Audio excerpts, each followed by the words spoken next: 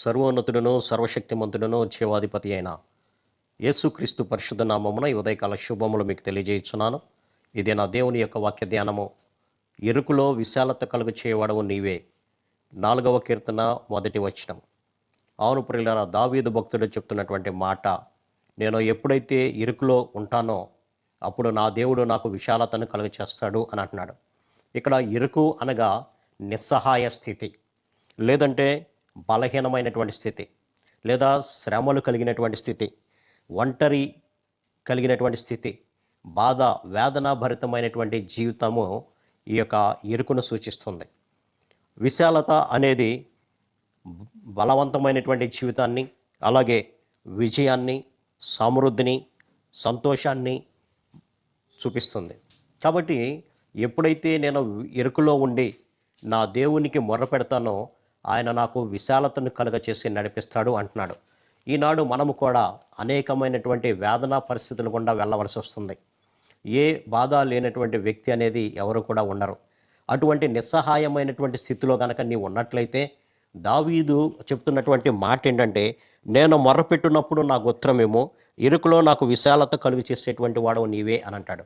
కాబట్టి మనము ఆ విధంగా ఒంటరి స్థితిలో ఉండి బాధపడటం కాదు, కానీ దేవుని వైపు చూస్తూ నా ఇరుకులో, నా ఇబ్బందులలో నాకు విశాలత కలుగు చేయి ప్రభువా అని ఎప్పుడైతే ప్రార్థిస్తామో అప్పుడు ప్రతి విధమైనటువంటి ఇరుకును తీసివేసి ఆ స్థలాన్ని విశాలపరిచేటువంటి దేవుడిగా మనకుంటున్నాడు. దావీదు యొక్క వ్యక్తిగత జీవితాన్ని కనుక మనం గమనించినప్పుడు, దావీదు సౌలు మహారాజుకు భయపడి అతడు దాగుకున్నటువంటి స్థితిలో ఉన్నప్పుడు ఈ యొక్క సమూయేలు మొదటి గ్రంథం, దావీదును అతని జనులు 3వ దినమందు సిగ్లకు వచ్చిరి. ఆ సిగ్లక్లో ఎవరుంటున్నారంటే దావీదు, అతని యొక్క జనాంగము, అతని భార్యలు, తన బిడ్డలు, వీళ్ళందరూ కూడా నివసిస్తున్నారు. ఆ నివసించి దావీదు లేనటువంటి సమయంలో అక్కడ అమాలేకీయులు వచ్చి దాని మీద దాడి చేసి సమస్తాన్ని కూడా తగులబెట్టేసి వీరందరినీ చెరలోకి తీసుకువెళ్ళిపోయారు. దావీదు వచ్చి చూసేసరికి ఎవరు కనపడలేదు, మొత్తం కూడా తగలబెట్టి ఉంది. అప్పుడు దావీదుతో పాటు ఉన్నటువంటి వారందరూ కూడా దావీదు మీదకి వచ్చారు. ఇదిగో నీ వల్లే ఇలా జరిగింది, నీతో ఉండటం మూలనే మా బిడ్డలు కానీ మా భార్య కానీ వారందరినీ కూడా వారు చెరలోనికి తీసుకుపోయారు అని ఆయన మీదకి వచ్చినప్పుడు ఈ యొక్క 30వ అధ్యాయము 4వ వచనంలో చెప్తూ, ఇక ఏడ్చుటకు శక్తి లేకపోవనంత బిగ్గరగా ఏడ్చిరి. అంతగా బలహీనమైపోయినటువంటి స్థితిలోకి దావీదు వచ్చాడు. అంతేకాకుండా అక్కడ వారు తమ తమ కుమారులను బట్టి కుమార్తెలను బట్టి జనులందరి ప్రాణము విసికినందున రాళ్ళు రువి దావీదును చంపుదామని వారు ఒకరితోనొకరు చెప్పుకొనిరి. కాబట్టి దీనంతటికీ కారణము నీవే అన్నప్పుడు దావీదు ఒంటరి వాడైనటువంటి స్థితి, వేదన భరితమైనటువంటి స్థితి అక్కడ దావీదులో కనపడుతుంది. అంతా కూడా ఏడ్చి ఇక శక్తి లేదు, ఏం చేయాలో అర్థం కానటువంటి స్థితి.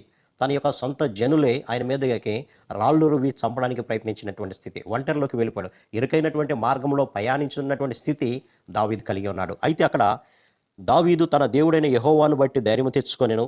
పిమ్మట దావీదు ఈ దేవుని యొద్దకు వచ్చి, నేను ఈ దండును తరిమిన ఎడల దానిని కలుసుకొందునా అని యెహోవా యొద్ద దావీదు విచారణ చేశాను.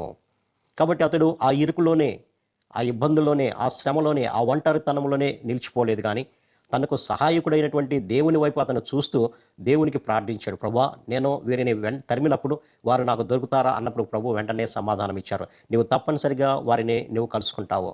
తన దగ్గర ఉన్నటువంటి పరివారాన్ని తీసుకువెళ్ళి వారిని తరిమినప్పుడు చక్కగా వారిని కలిసినట్లుగా మనం గమనించవచ్చు. అక్కడ అంటున్నటువంటి మాట, వెళ్ళి అమాలేకీయులను చంపివేసి వారి దగ్గర ఉన్నటువంటి తమ యొక్క కుమార్తెలనేమి దోపుడు సొమ్మునేమి వారు ఎత్తుకుపోయిన దానిని అంతటినీ కూడా, కొద్దిదేమి గొప్పదేమి ఏది కూడా తక్కువ కాకుండా దావీదు సమస్తమును కూడా రక్షించాను. కాబట్టి దేవుని యొక్క సహాయము వలననే ఇరుకు మార్గము గుండా వెళ్ళినటువంటి దావీదు విశాలతలోకి వచ్చినట్లుగా మనం గమనించవచ్చు. అంతేకాదు కానీ ఇతడు తన యొక్క సొమ్మును మాత్రమే తెచ్చుకోవటం కాదు, కానీ ఆ అమాలేకీయులకు కలిగినటువంటి దానిని కూడా అతడు తీసుకొని వచ్చినట్లుగా మనం గమనించవచ్చు. కాబట్టి ఈ దినము ఒకవేళ ఈ వాక్యాన్ని వింటున్నటువంటి మీరు, నీ జీవితం అంతా వేదనభరితమైనటువంటి స్థితిలో ఉన్నావా? ఎవరు కూడా నీకు సహాయం చేయలేనటువంటి స్థితిలో ఉన్నారా? ఎవరి వద్దకు వెళ్ళినా వారు సహాయ నిరాకరణ చేసేటువంటి స్థితిలో ఉంటున్నారా? ఇక ఒంటరిగా ఉండి నేనేమీ చేయలేను, నా జీవితము ఇంతే, చాలించుట మేలేమో అనేటువంటి స్థితిలో ఉంటే ప్రభు ఈ యొక్క వాక్యం ద్వారా మనతో మాట్లాడుతున్నారు. ఇరుకులో విశాలత కలుగు చేసేటువంటి వాడను నేనే. కాబట్టి ఆయన వైపు చూద్దాం.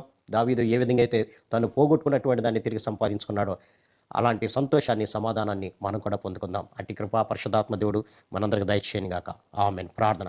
సర్వశక్తుల ప్రేమ గల మా తండ్రి, ఈనాడు అనేకులు తమ యొక్క జీవితంలో ఇరుకైనటువంటి మార్గాల గుండా వెళుతున్నారు ప్రభా.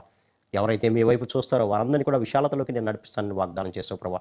కాబట్టి ఈ వాక్య ధ్యానం ద్వారా మీ వైపు చూచి నాయన మీకు మొర్రపెట్టి ఆ ఎరుకును విశాలపరుచుకునేటువంటి భాగ్యాన్ని ప్రతి బిడ్డకు దయచేయమని యేసు నామమున అడిగి వేడుకొంచున్నాం తండ్రి. ఆమేన్. God bless.